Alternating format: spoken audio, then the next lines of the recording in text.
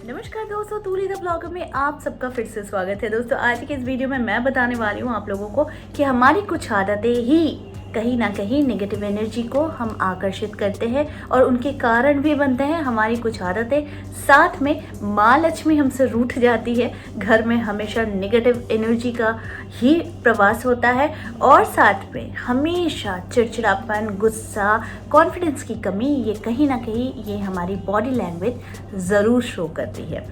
साथ में कुछ आदतें हम ऐसी अपना लेते हैं जिन आदतों को हमें अगर धर्म के हिसाब से माने तो करनी नहीं चाहिए, और अगर लुक वाइज हम देखें तो ये बड़ा इनडिसेंट लगता है कि हम किसी के सामने कुछ ऐसी चीज़ें कर बैठते हैं जिस वजह से सामने वाला हमें अच्छी तरह से भाप लेता है कि हम किस तरीके के लोग हैं, किस तरीके के विचार चलते हैं, किस तरीके की बहुत सारी चीज़ें हमारे दिमाग में चलती है और हम किस प्रकृति के इंसान हैं।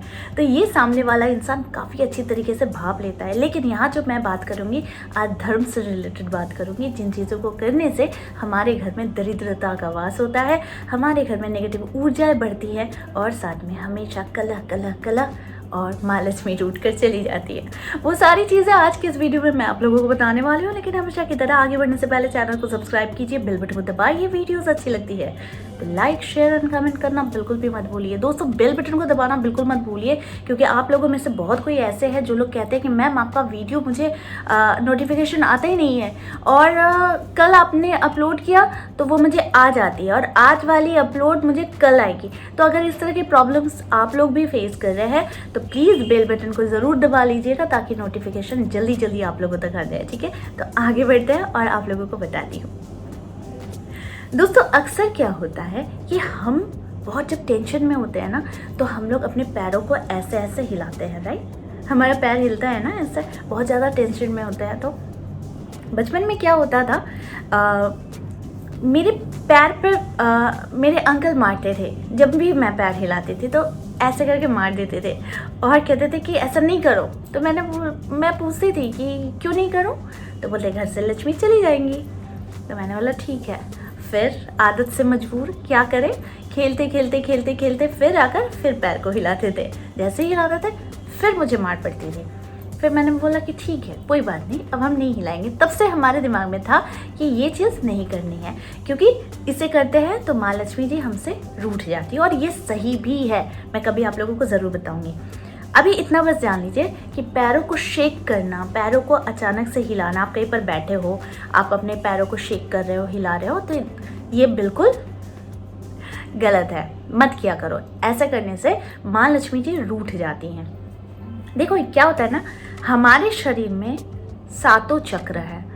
7 चक्र को हम एक्टिवेट दूसरे तरीके से करते हैं, ना कि पैर को हिलाकर करते हैं। ठीक है, तो पैर को हिलाना यानी कहीं ना कहीं ये सामने वाला भी अच्छी तरह से भाप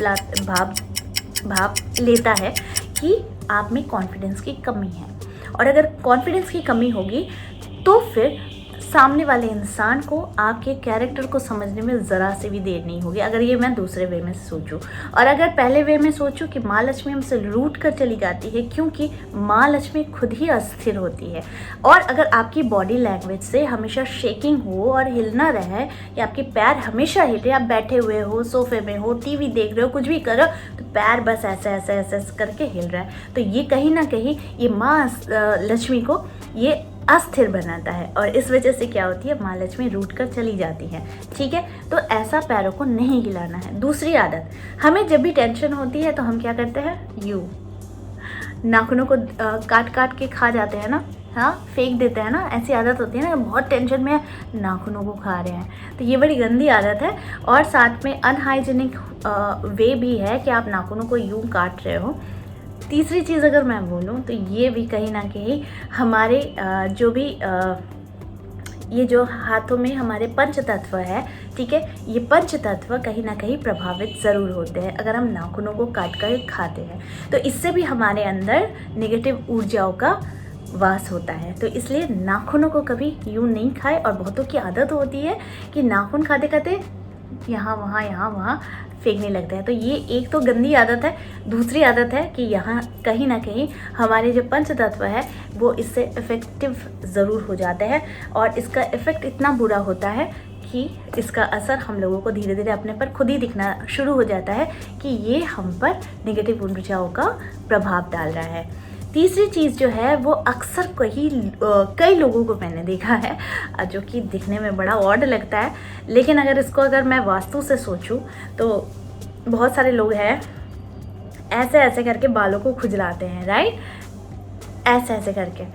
तो ये ना बड़ा ही गलत तरीका होता है बालों को खुजलाओ। थोड़ा स्टाइल से खुजलाओ ना, ऐसे वैसे करके करो। ऐसे ऐसे करके क्या करना है, तो ऐसे नहीं करना है। इससे भी माँ लक्ष्मी जो है ना ये बहुत रूठ जाती है, और अगर माँ लक्ष्मी को रूठाना है तो आप ऐसी आदतें करो।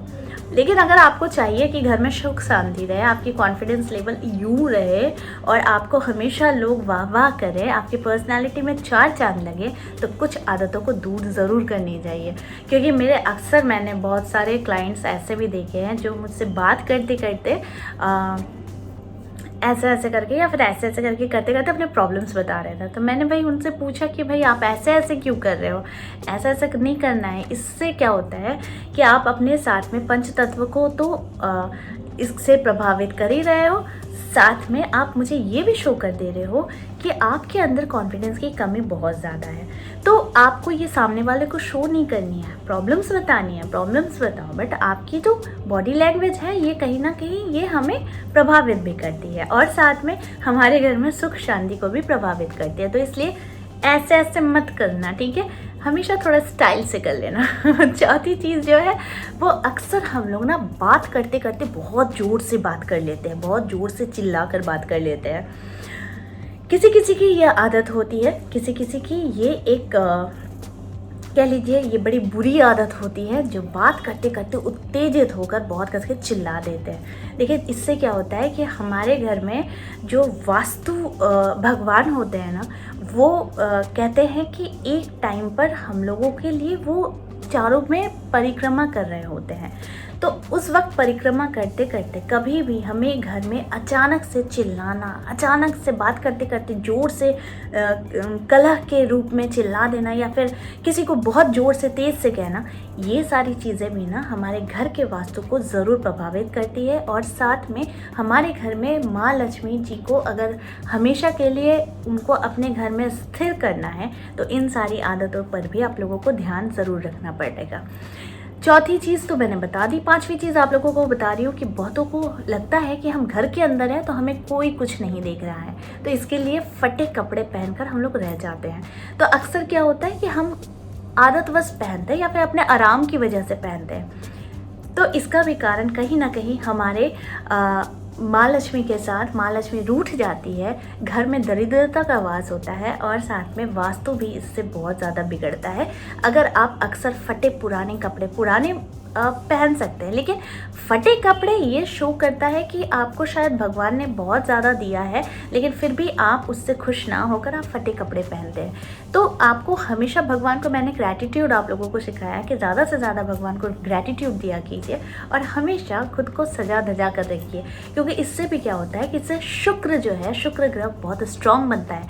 आप जितना खुद को सजा कर रखोगे, जितना अच्छे से रखोगे, सजाने का मतलब ये नहीं कि फुल ऑन मेकअप करके रहो, नहीं, लेकिन एक साफ़ सुथरी और एक अच्छी छवि, ये कहीं ना कहीं अगर आपकी वीक शुक्र भी है ना तो इसे भी ये बहुत ज़्यादा स्ट्रॉन्ग बनाती है। आप जितना साफ़ सुथरा रहोगे, जितने अच्छे कपड़े पहनोगे, जितना खुद पर ध्यान दोगे, थोड़े परफ्यूम लगा कर रहोगे, तो ये शुक्र को तो स्ट्रॉन्ग करता ही है। साथ में माँ लक्ष्मी भी आपके घर में स्थिर रहती है। देखिए ये सारी बातें जो मैं आप लोगों को बता रही हूँ ना, सुनने में बड़ा फ़नी लगेगा आप लोगों को, लेकिन अगर धार्मिक हिसाब से सोचे तो हम लोग इस पर बहुत ज़्यादा गौर करते हैं और हम लोग इस पर बहुत ज़्यादा ध्यान देते हैं और तभी जाकर आप लोगों तक ये सारी बातें लाते हैं।